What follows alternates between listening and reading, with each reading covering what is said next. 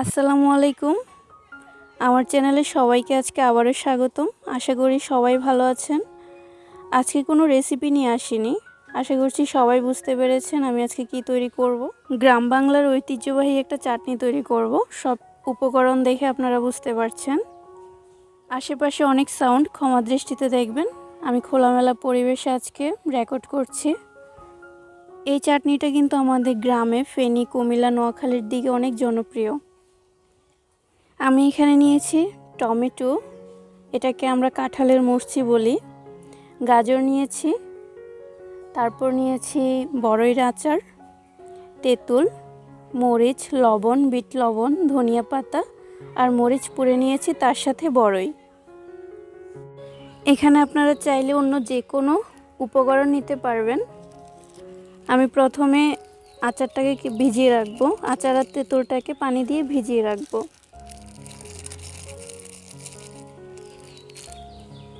এখানে আপনারা এই আচারের পরিবর্তে যে কোনো আচার নিতে পারবেন, কোনো সমস্যা নেই।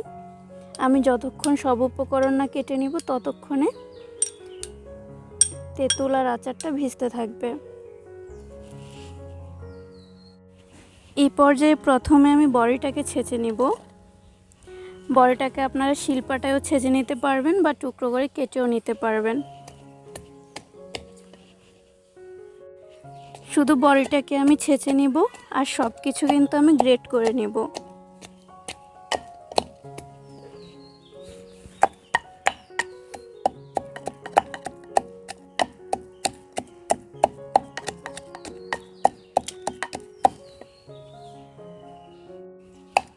বড়িটা কিন্তু আমার হয়ে গেছে। এখন এটা আমি সাইডে রেখে দিব। আমি এখন একটা বাটি আর একটা গ্রেটার নিয়ে নিয়েছি আর সব কিছু আমি আগে থেকে ভালোভাবে ধুয়ে নিয়েছি। এখন এই কাঁঠালের মুচিগুলো আমি একটু গ্রেট করে নিব। এখানে কিন্তু আপনারা চাইলে চালতা, পেঁপে যাই হাতের কাছে থাকুক নিতে পারবেন।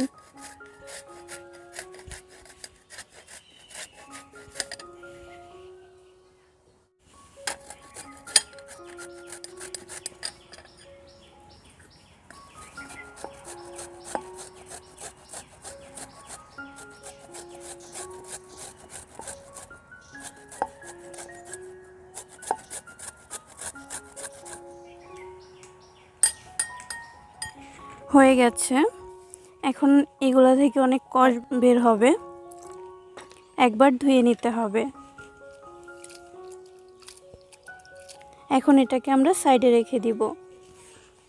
এখন এখানে আমরা গাজরটাকে গ্রেট করে নিব।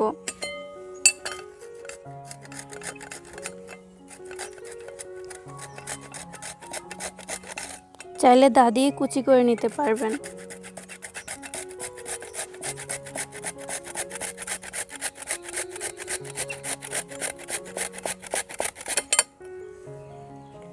গাজর গ্রেট করা হয়ে গেছে। এখন এটাকে আমরা সাইডে রেখে দিব। তারপর টমেটোগুলো কেটে নিব। এই চাটনিটা কিন্তু হাত দিয়েই মেখে নিতে হবে।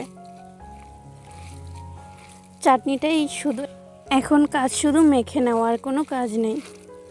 মেখে নিতে নিতে যারা এখনও চ্যানেল সাবস্ক্রাইব করেনি প্লিজ চ্যানেলটা সাবস্ক্রাইব করে দেওয়ার অনুরোধ রইল।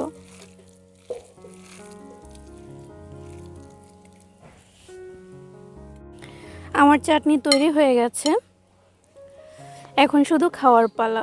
ঝাল ঝাল অনেক ভালো লাগে। আমাদের এদিকে কিন্তু এটা সবাই অনেক বেশি পছন্দ করে। আমরা যেদিন এই চাটনিটা তৈরি করি আশেপাশে সবাইকে দিয়ে তারপর খাই। সবাই মিলে খেতে অনেক ভালো লাগে। নিশ্চয়ই তৈরি করে দেখবেন কেমন লাগে। একবার তৈরি করে দেখবেন, গ্যারান্টি দিয়ে বলছি খারাপ লাগবে না।